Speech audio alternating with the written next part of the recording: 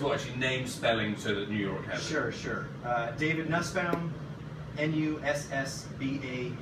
And what do we call you? What do we call me? I mean, you're like president of the company? I am a vice president of sales and new business development. For Hologram USA? For Hologram USA. Perfect. Now, so what, up until this point, so the old, like, Elvis or Tupac, whatever, that's not actually them, that's like a body double? Oh yeah, so it's a body double from the neck down, and then it's a redone face, head, neck, mouth, everything. Okay. Yeah. So that's bringing people back. And people seem to like that. Yeah, a digital resurrection is the best thing. It's you're bringing somebody back to life. You're giving them a new chance to create art and entertainment for a generation that may not have. But they're dead. They're dead, but their estates and their families are still alive, and it's a brand new source of revenue for the estates. Okay, so my kids can see Ray Charles live, essentially. That's right, yes. Okay. Now, the part of this technology that I actually like, I think, even more, is this idea of, so a real person, you can project their image anywhere in the world and to multiple locations at the same time. Yes, yeah. We could take anybody from any one place, we could beam them to any other place in as many different places at the exact same time. And have you done this? Yes. Last November, we took Jimmy Kimmel as he was giving his opening monologue at Jimmy Kimmel Live. He beamed himself from his studio in Hollywood to the Country Music Awards in Nashville. So in real time, he was performing in front of essentially two cities at the exact same time. So he was at the Country Music Awards, but he was not. But he was in Hollywood, right. And then he interviewed people afterwards. Yeah, so Casey Musgraves, who had won Artist of the Year, and then Florida Georgia Line, who later won Duo of the Year, or Album of the Year, they were beamed from Nashville to Hollywood in the outdoor concert stage that he has behind the studio. Casey gave a hologram interview, and Florida Georgia Line played 2 songs, completely as holograms.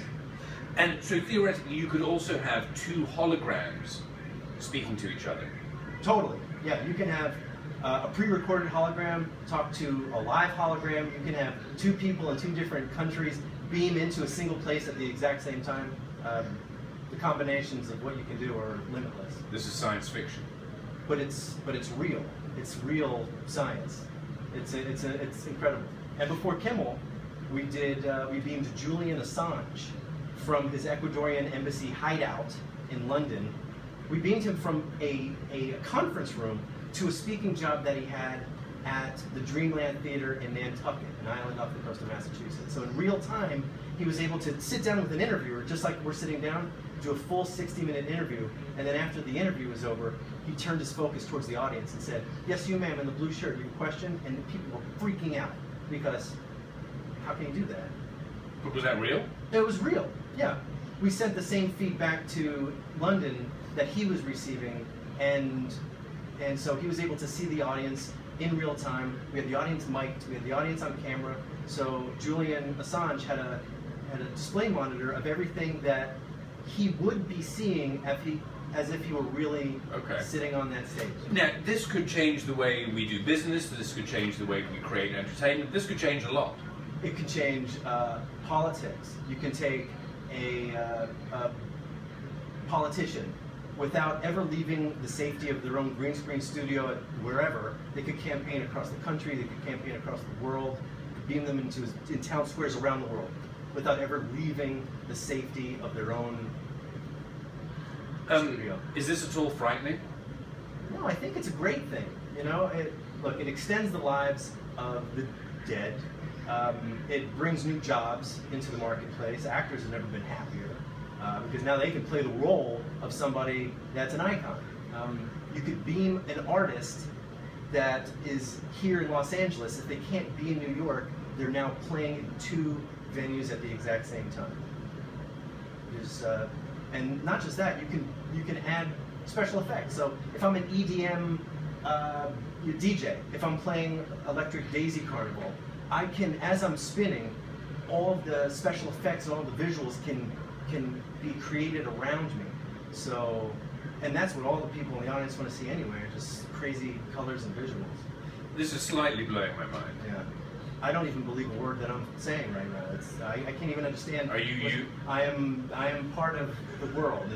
This is insane. But yeah, look, it's not it's not smoke and mirrors.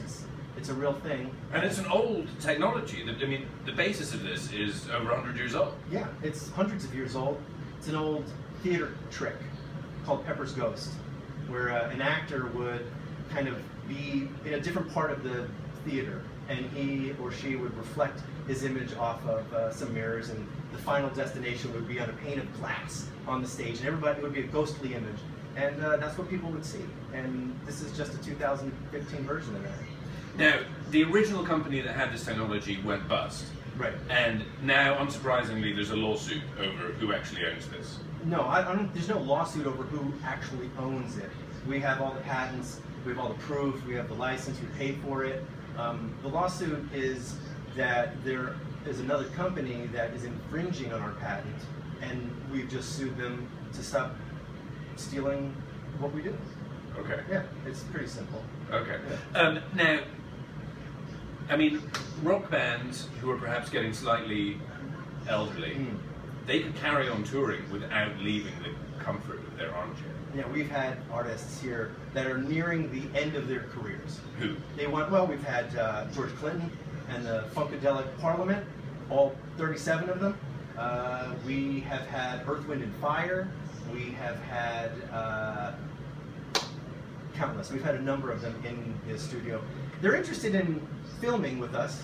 We would film an entire concert, we'd store it on a hard drive somewhere, and then when it's time for them to sit down and put their feet up on the coffee table, or let's just say, God forbid, one of them gets ill or dies, they could continue to tour and engage with the audience and make money for the estates and their families. That's wild. Yeah. So, I mean, the Rolling Stones might finally stop touring if this technology works for them. Or maybe, or we can add some cool elements. Let's say the Rolling Stones wanted to play with somebody that they never got an opportunity to play with. We could digitally resurrect somebody, and they can perform as a super band or a super group. Okay. Yeah. And I mean, where else does this go? I mean, it seems kind of limitless. It seems limitless. An educator can beam him or herself giving a speech or giving a lecture into every college and university around the world. Students can walk into a museum and see dinosaurs roaming through the halls. There's... Yeah, okay. Yeah. I think I need to go home, have a cup of tea, Yeah. think about all this. Thanks. Uh, Done. Anything else we should talk about? Gary? My thing is that this is just